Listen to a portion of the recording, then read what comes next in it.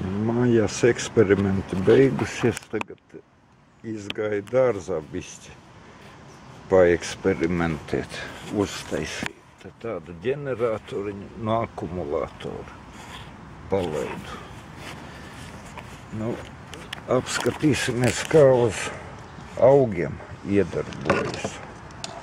Ieliku spoles spraudiņi, tie bukši, pagaiš gadu dārgā iestādīja 50 gabalus, 7 tik apsakņojās. Nu, apskatīsimies, kā ar spolēm tagad veiksies.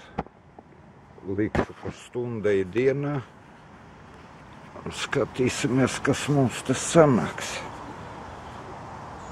Nu, šodien sākšu, tā kā redzēs, kas te notiksies.